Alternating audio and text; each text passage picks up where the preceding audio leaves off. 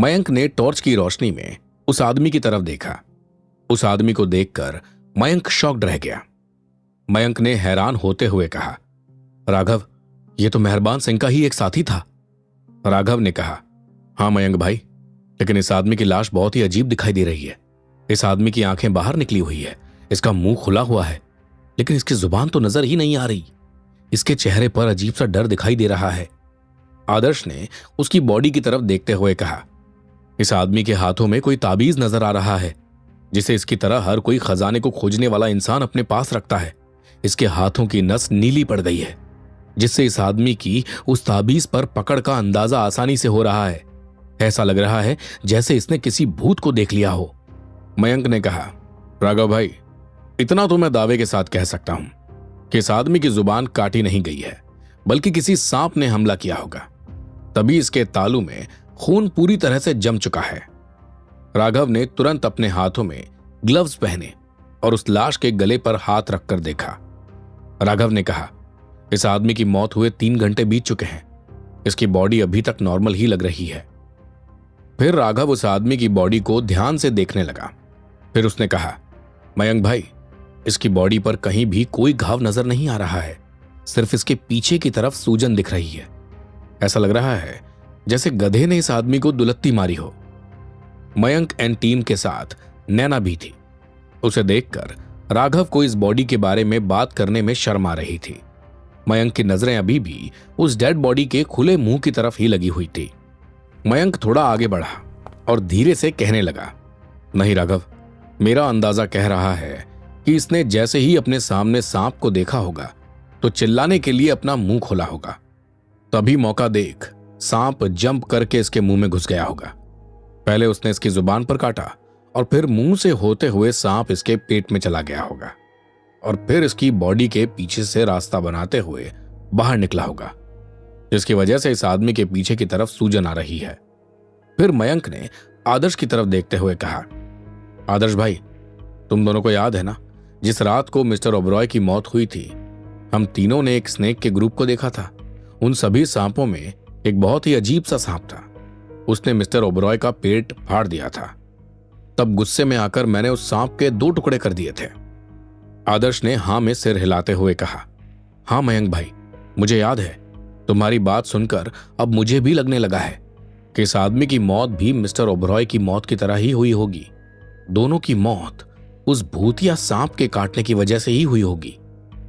राघव ने हैरानी से कहा, लेकिन उस नदी से यह जगह हजारों मील दूरी पर है, फिर यहां पर उसी तरह के सांप के अटैक करने वाली बात पर हम भरोसा कैसे कर सकते हैं?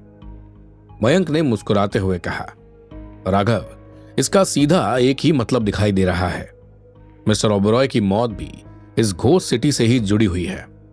हमने उस लेडी को भी तो देखा था जो सीटी बजाकर इन सांपों को अपने इशारे पर काम करवा सकती थी।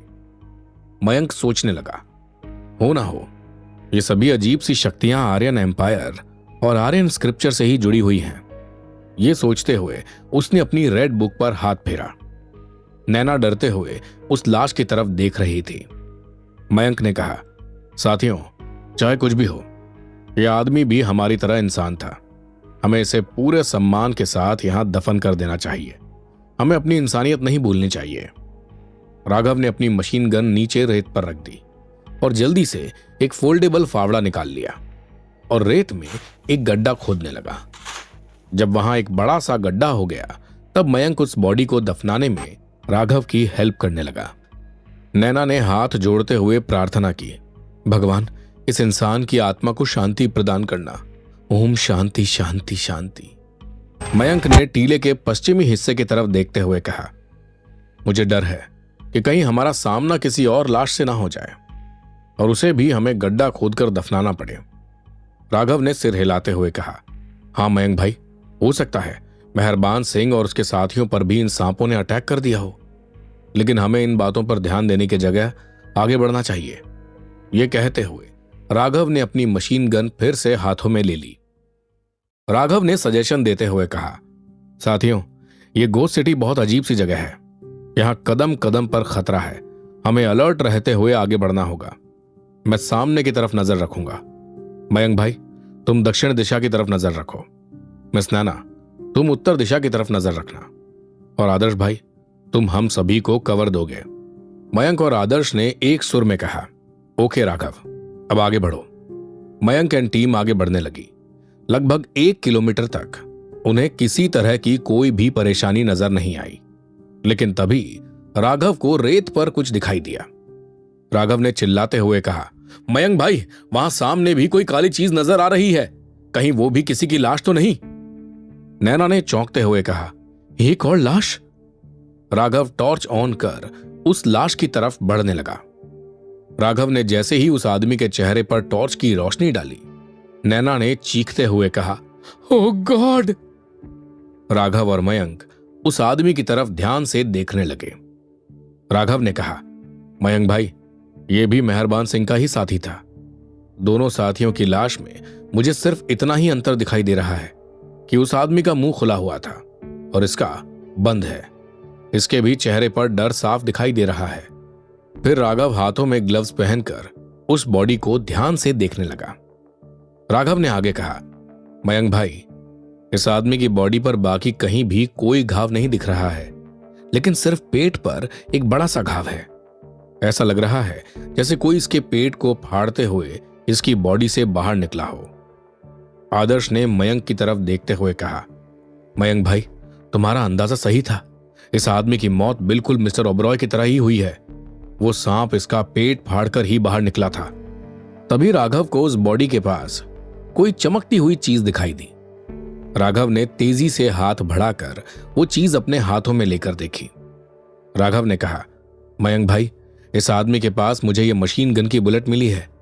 ये कहते हुए राघव टॉर्च की रोशनी में उस आदमी के आसपास देखने लगा।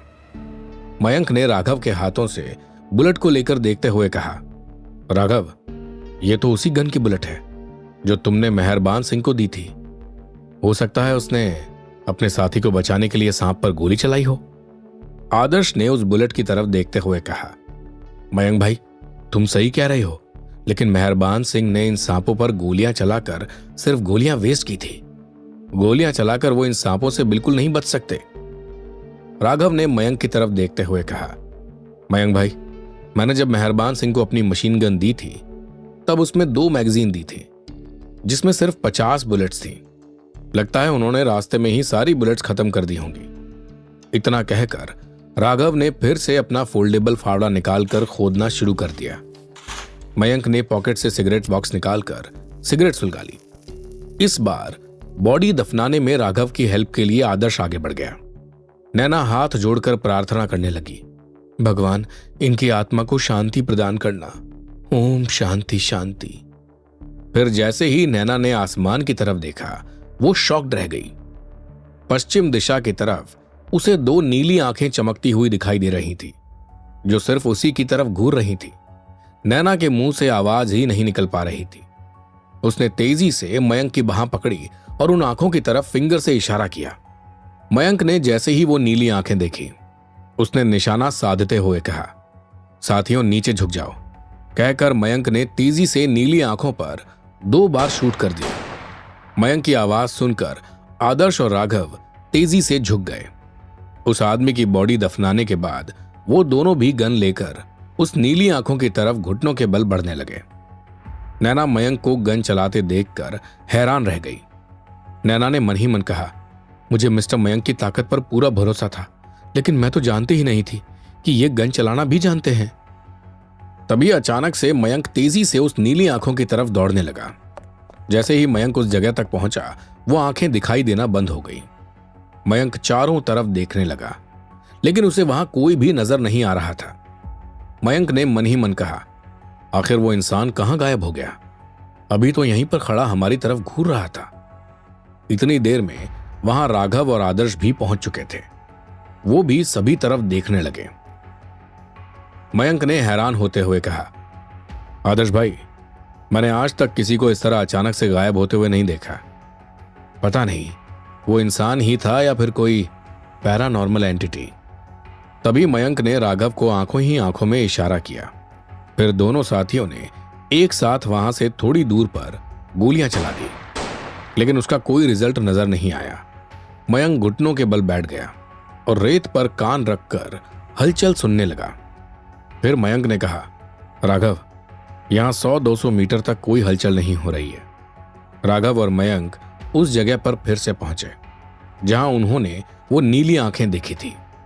राघव ने जैसे ही उस जगह की रेत उठाकर अपने हाथों में ली, मयंक उस रेत को देखकर शॉक्ड रह गया। उसने चिल्लाते हुए कहा, राघव, इस रेत में येलो कलर का खून दिख रहा है, समझ रहे हो, ये रक्तराज था। राघव ने हैरान होते हुए पूछा, रक्तराज? मयंक ने कहा, हाँ, जब मैंने उसे क्षेत्रपाल जी के मंदिर के बाहर शूट किया था तो उसकी बॉडी से येलो कलर का खून निकल रहा था। राघव ने तुरंत वो रेत वापस नीचे छोड़ दी और अपना फोल्डेबल फावड़ा निकाल लिया। कुछ ही देर में राघव ने उस रक्तराज को भी जमीन में दफना दिया। मयंक ने हंसते हुए कहा, आदर्श, उस दाढ़ी वाले से 9,000 रुपए में यह फावड़ा खरीदते समय मैंने बिल्कुल भी नहीं सोचा था कि यह फावड़ा हमें यहां रेगिस्तान में किसी को दफनाने के लिए काम में लेना पड़ेगा। राघव ने धीरे से कहा, मयंक भाई, इस रक्तराज के साथ शायद कोई और भी यहां था। शायद हमारे यहां आते ही वो भाग गया होगा। मयंक ने कहा, हो सकता है, लेकिन वो हमसे छुप भी कितनी देर पाएगा। मयंक एंड टीम पलटकर फिर से नैना के पास पहुंच गई। राघव ने नीचे बैठकर बाकी बची जगह पर भी रेत डालकर उस आदमी की लाश को दफना दिया। राघव ने स्पष्ट शब्दों में कहा, साथियों, हम ऐसी जगह पर खड़े हैं जहां दुश्मन रेत के नीचे जाकर भी छुप सकता है। हो सकता है अभी यहां से अचानक कोई हाथ बाहर आ जाए और तुम्हारे पैर खींचने लगे, इसलिए तुम सभी अलर्ट रहना। यह सुनकर नैना के होश उड़ गए। उसने मयंक के हाथों को कस कर पकड़ लिया और उसकी नजरें डर से सिर्फ रेत की तरफ ही लगी हुई थी। मयंक ने नैना के हाथों को चूमते हुए कहा, मिस नैना, बिल्कुल भी डरने की जरूरत नहीं है। जब तक मैं तुम्हारे साथ हूं, तुम्हारा बाल भी बांका नहीं होने दूंगा। ये मेरा प्रॉमिस है। मयंक की बात सुनकर नैना अपने आप को प्रोटेक्टेड फील करने लगी। राघव टॉर्च की रोशनी में आगे बढ़ता ही जा रहा था। फिर उसने मयंक से कहा, मिस्टर मयंक, मैंने मेहरबान सिंह को 2 मैगजीन दी थी जिसमें लगभग 50 बुलेट्स थी। रास्ते में मुझे इतनी बुलेट शेल नजर आ चुकी हैं। इसका सीधा मतलब है कि अब मेहरबान सिंह ने यहीं पर मशीन गन की सारी गोलियां खत्म कर दी हैं।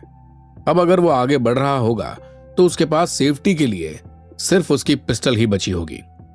मयंक ने कहा, जब उसने अपने साथियों को मरते हुए देखा होगा तभी उसमें आगे बढ़ने की हिम्मत बड़ी होगी। राघव ने कहा, हाँ, उसने चंद्रप्रकाश जी से कह ही दिया था कि चाहे कुछ भी हो, वो घोस्ट सिटी में जाकर ही रहेगा। मयंक ने नीचे झुककर थोड़ी सी रेत अपने हाथों में ली और सूंघने लगा। आदर्श और राघव अच्छे से जानते थे कि मयंक दर्जनों तरह के केमिकल गैसों को सूंघकर पहचान सकता था। राघव मयंक से लगभग 60-70 मीटर आगे पहुंचा होगा। तभी उसे नीचे कोई चमकती हुई चीज दिखाई दी। राघव ने जैसे ही नीचे झुककर देखा, वो शॉक्ड रह गया। राघव ने आदर्श की तरफ देखते हुए कहा, आदर्श भाई, यहां देखिए, यहां पिस्टल के 7 खाली खोल पड़े हुए हैं। यह सुनकर आदर्श ने हैरान होते हुए कहा, मतलब मेहरबान सिंह ने अपनी पिस्टल की सभी बुलेट्स यहीं पर खत्म कर दी हैं। फिर वो आगे आने वाले खतरों का सामना कैसे करेगा? मयंक ने रेत जमीन पर छोड़ दी और आदर्श की तरफ देखते हुए ना में सिर हिलाया। आदर्श समझ गया कि मयंक को रेत से कोई भी सुराग नहीं मिल पाया था। मयंक रेत पर निगाहें दौड़ाते हुए आगे बढ़ने लगा, लेकिन रेत पर उसे किसी के पैरों के कोई निशान नहीं दिख रहे थे। मयंक ने निराश होते हुए कहा, काश मैं मेहरबान सिंह की हेल्प कर पाता। अगर उसने ठीक समय पर हमें वो कबूतर नहीं दिया होता तो हम मिस नैना को रक्तराज के चुंगल से नहीं बचा पाते। राघव ने मयंक को समझाते हुए कहा, मयंक भाई, जिंदगी और मौत का फैसला तो ऊपर वाले के हाथ में है। अगर ऊपर वाले ने चाहा तो हम उसे बचा ही लेंगे, लेकिन अगर उसकी मौत लिखी होगी तो हम चाहकर भी कुछ नहीं कर पाएंगे।